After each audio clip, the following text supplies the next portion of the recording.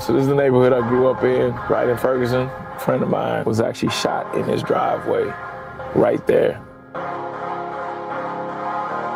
You put drugs in the communities, put guns in the communities, you put disease in the communities, put poor food in the communities. All these things are designed to shorten your life expectancy. It's by design. It is not accidental that this is what's in the hood and this is what's over there. There's actually an active hand in making sure that we living like this. It's all about control, money, and survival to them. Your death is not an expense to them, it's an expense to you. They're trying to make money from us, even if it's at the expense of killing us. We just die slow. Your family just watches you die. The alcohol industry, fast food industries, tobacco industries target communities of color. Your health is not their main priority. They're trying to keep you sick. We are in a state of emergency when it comes to our health. Keeping people sick is very lucrative. Now you want pills, now you want dialysis, now you want medicine. You going to the hospital on a regular to see your doctor. Everybody's getting paid, except you. Big pharma and pharmaceutical companies are making billions of dollars off of all of us. As long as they can make that dollar, they don't care if you live or die. It's something about being here that's making black people sick. Everybody's getting paid, except you.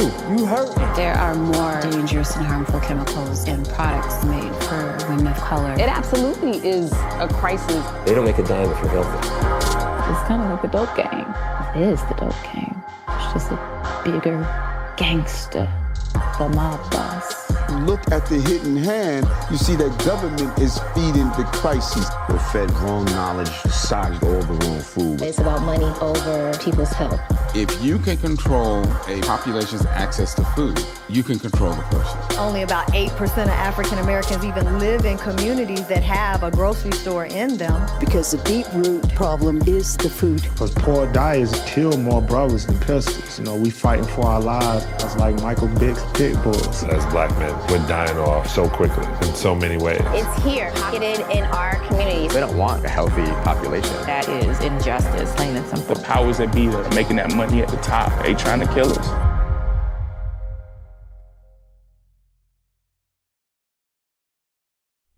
My initial reaction to this might get me canceled, but I don't care. I just dropped what I was doing as soon as I saw this trailer and brought it straight to y'all because I think it's that important and that relevant right now. So my take on it is this. Any discussion of systemic racism is bound to be incomplete if it doesn't address the topics of food and health, which cannot be separated. And nobody wants to address this topic within the vegan community, especially as it relates to the black community, which is not even my place to speak on, but it looks like this film is going to encompass that. And that's why I think this film is important and why we need to share it. All right, that being said, guys, I think a lot of people are going to talk down on this film if they think it has a vegan slant. Now, it probably won't be billed as a vegan film, but I think it will have a strong underlying plant-based message. And to be honest, guys, as the vegan community, we don't have time to argue with keto carnivores about whether or not the secret to health is grass-fed calf liver and ribeye steaks that cost $24 a piece, because most people can't afford to live like that. And then they're gonna say, oh, we'll just eat ground beef, whatever, dude. I'm done arguing with that for the time being. I probably will chop a few arguments up on that subject in the future. But for right now, while this is a relevant topic and while people are open to listening to things about change and how things could improve in this country, then let's take that opportunity, as I see it, to have a discussion about health, when and where it can happen best and affect the people who need it most. So that's my initial impression on it. And what I want to ask you guys is, what do y'all think?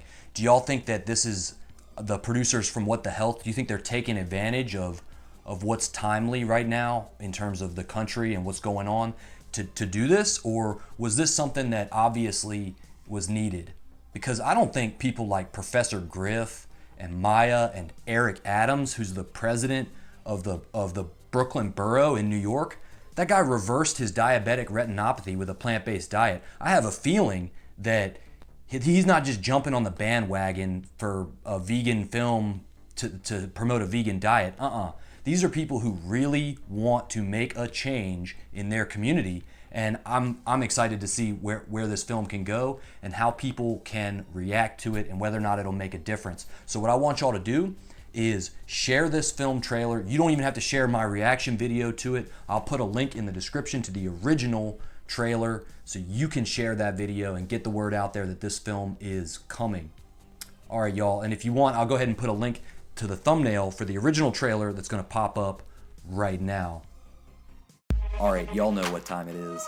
Red Pill Vegan, next.